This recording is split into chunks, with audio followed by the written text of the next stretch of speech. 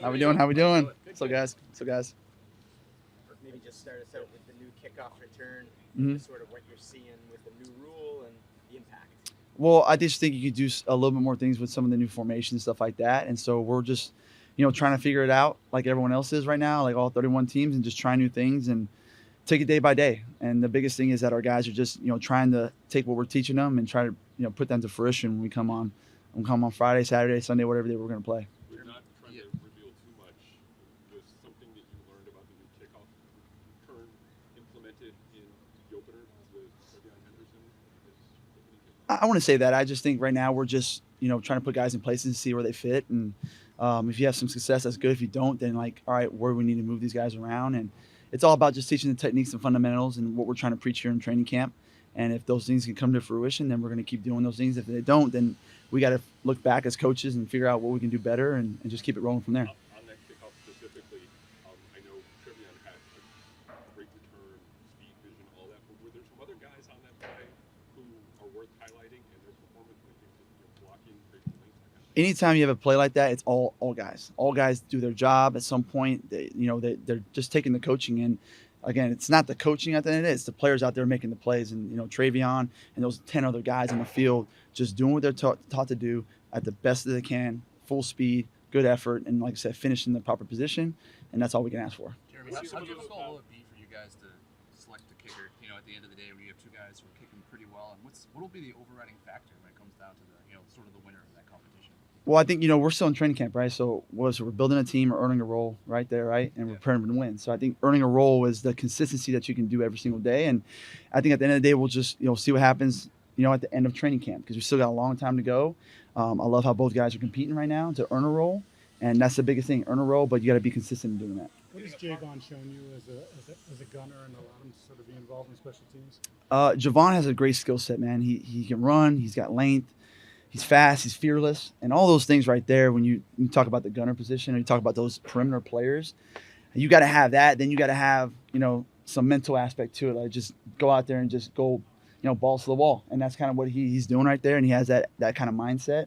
And that's what we're looking at all our guys. As they continue to earn a role on this team, going out there and using your skill set, us putting them in the right place to use their skill set, and just cut it loose and have fun with it. How rewarding as a coach is it to see Henderson and 10 others just do what they did on that opening play, but also as Baker do what he did on that opening tackle? Mike gave him, was all over him, congratulating him coming off the field. How rewarding is that for you as a coach? It's always great because you're trying to build a culture right now. You're trying to build a team, right? And so as you're trying to build a team, you want to be able to see what you talk about in practice and the meetings, and it comes to fruition in the game. And that's what you see those things, although it's even just preseason.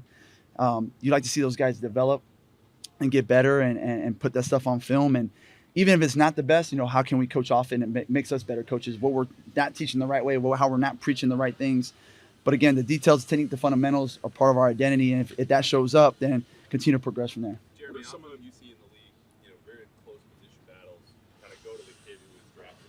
And, there's obviously a lot of talent with both kickers. But when you consider the decision you'll have to make, or the team will have to make, come cutdown day, will Andy's status as someone you believed in as a prospect factor into that decision?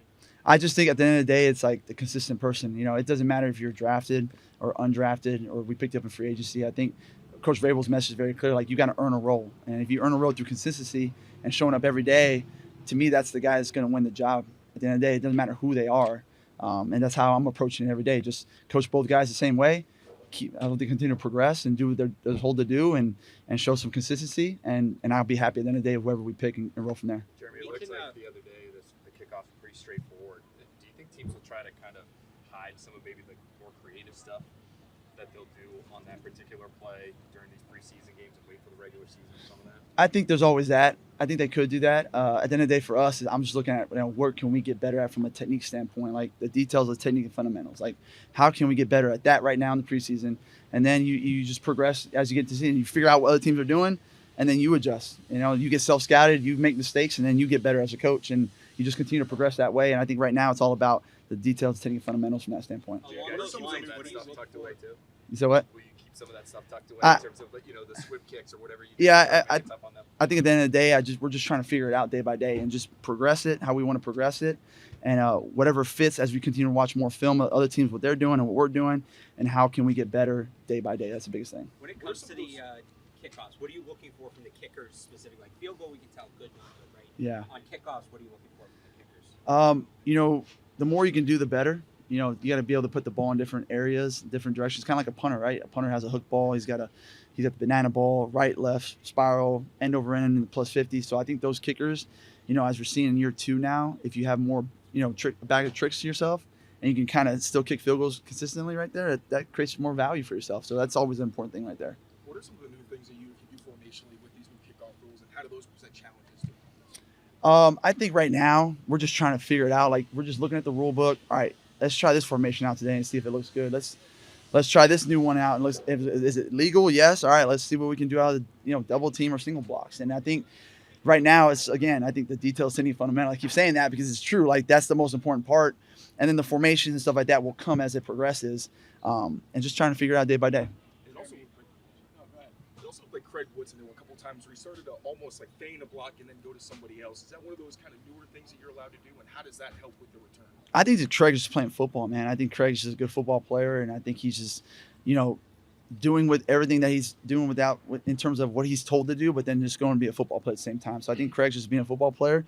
He's been great for us so far, and I'm happy to see his progression so far. Jeremy, with Javon Henderson, I mean, to hit a 100-yard touchdown on his first kickoff return, what's the excitement level to have him back there? We always talk about whether you're on that field for special teams, it's always like one play perfection. Like you get one play to do it. You don't get three, 4 play, 18 play drives. So for him to go out there and create momentum for our team, that's what we're looking for. And just to see the excitement of all the guys working together to get to put a score on board, to create momentum for the stadium and for our offense and defense out, it kind of sets the tone. That's what we're doing on special teams. We're setting the tone with the first play of the game, or maybe it's in the fourth quarter on a punt. That's what we're trying to do. And to see those guys go out and execute, that's the biggest thing. Hey, y'all have fun with it. They go execute. That's all I want to see right now. Getting back to Baker real quick. You were around him last year. Do you detect some growth personally, a little bit more maturity? I'll speak like I think we all, as we get older, we all mature in different ways, and I think Javon Baker's in his own right. He's, in year 2 as a pro player, he's just taking advantage of his opportunities, and he's trying to earn a role, whether that's on offense or on special teams. That's what he's trying to do right now. And I'm happy for him and hope he continues to progress. And I'm happy where he's at right now. Jeremy, what have you just seen from the fit of some of these different players in special teams and having such a limited window to maybe be able to show on plays? What are you learning so far about how Efton fits in with what you're looking to do with your Preseason? Yeah, I think Efton's doing everything we're telling him to earn a role on special teams. Whether that's at returner, whether that's at the 2 on kickoff, whether it's at gunner, whatever role we put him in. Hey, know the details of it, the technique fundamentals, and go earn that role by playing full speed and then making great decisions. And I think he's doing that above and beyond. Another great kid that's doing a great job for us. And again, he's trying to earn a role right now, and I'm happy where he's at. Jeremy, what have you just seen from Julian so far, and how do you feel like he's progressing? Again, another guy that's trying to earn a role right now as well. Every day he's got to be here and be consistent. He's got to do what we're asking him to do, and he's doing a great job of that. And this, again, training camp, right? So we're 2.5 weeks in, whatever we're in. I want to continue to see him take more steps upwards and then continue to progress where he's at. What are the most important things for a long snapper that you guys look for? There's a lot. I mean, the snap's the most important part, right? And then you got to protect, and you got to be consistent on your field goal laces, on field goal protection. You got to be able to anchor versus rushers and the A gaps. There's a lot of things that factor in that, just snapping the ball. I mean, those guys, it's not an easy job. That's why there's only very few in the NFL that can do it for so long, because you got to be able to anchor on the punt team. You got to be able to snap consistent laces on field goal. And he's learned that right now, coming from college where maybe you're not asked to do some of those things. He's got to do it consistently now. So he's progressing, he's working, and that's all I can ask for from a daily basis. How important is it for returners to set up their blocks on their own early in the return, and what's the key to knowing when to cut and kind of exploit the lanes?